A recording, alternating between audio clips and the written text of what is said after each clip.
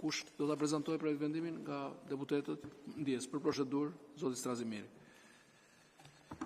Zoti kryetar, përpara se të fillojmë, unë do të doja faleminderit për dokumentacionin që na keni paraqitur. Keni harruar të na sillni vendimin e zbardhur të gjykatës kushtetuese në lidhje me rrëzimin e ndryshimeve që bëm në rregulloren e Kuvendit në 16 shtator të vitit 2025. Kështu që ju lutem na vini në dispozicion dhe vendimin e gjykatës kushtetuese të zbardhur që të mund të vazhdojmë dhe të procedojmë me propozimet që sillni sot. Ja, një sekondë. Së pari dhe më e rëndësishme është që kjo mbledhje, siç e thash edhe në fillim, nuk lidhet me vendimin e gjykatës kushtetuese. Pra, nuk na mbledh domosdoshmëria për të reflektuar vendimin e gjykatës kushtetuese në rregulloren tonë. Pavarësisht se nuk kemi mbledhur për shkak të vendimit të gjykatës kushtetuese, ne këtu jemi mbledhur për të ripërsëritur një veprim që unë mendoj që është gjë e rëndë, domethënë për një parlament, e paralajmëruar ngjarja që kur sollët ndryshimet me datën 16 shtator, që është antikushtetuese procedura për mbajtja dhe gjithçka tjetër brenda saj. Vazhduat dhe investuat Kuvendin pikërisht në këtë veprim, duke kryer praktikisht që në seancën numër 1 të mbledhjes Kuvendit të ri, duke kryer një veprim totalisht antikushtetues. Kështu që pa pritur arsyetimin e gjykatës kushtetuese, ku e kemi shkelur kushtetutën, duke bërë një veprim nuk mund të ripërsërisim edhe një herë, edhe atëherë ishte me propozimin e një grupi deputetësh, njësoj si sot.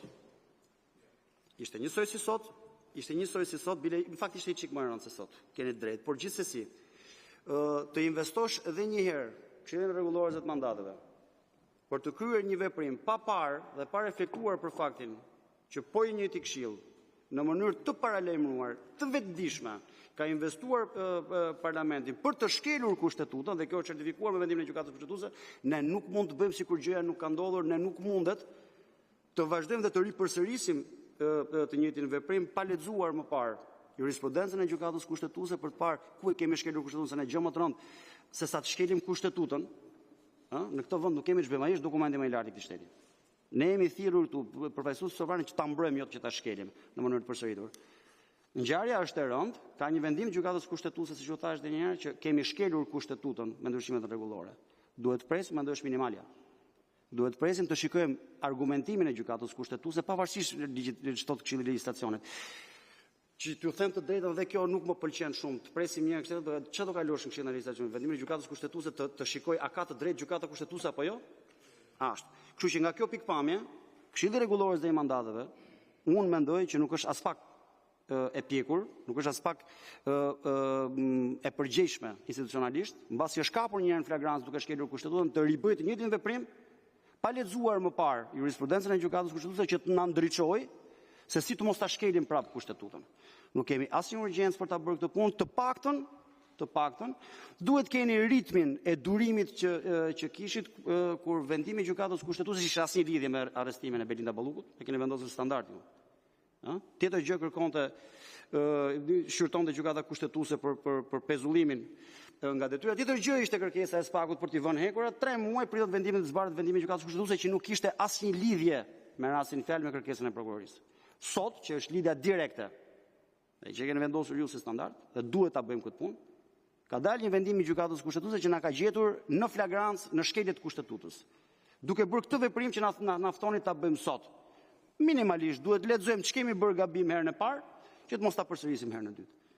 Dhe besoj që kjo është domethënë minimumi i një bonsens që duhet kemi dhe një përgjegjësish që duhet kemi si shtetar, si përfaqësues institucionave. Zoti Balla.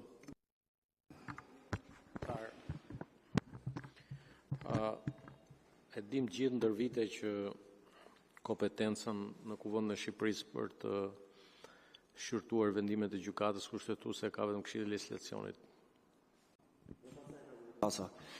Vini re, ju lutem, që këtu të paktën zoti Manja, që është jurist, prej vërteti, Këshilli i Legjislacionit i Kuvendit të Shqipërisë nuk ka për detyrë as të çmoj, as të vlerësoj, as të shqyrtoj, siç tha parafolsi, vendimet e gjykatës kushtetuese. Dakord? Kështu që nuk kemi çfarë presim Këshillit të Legjislacionit.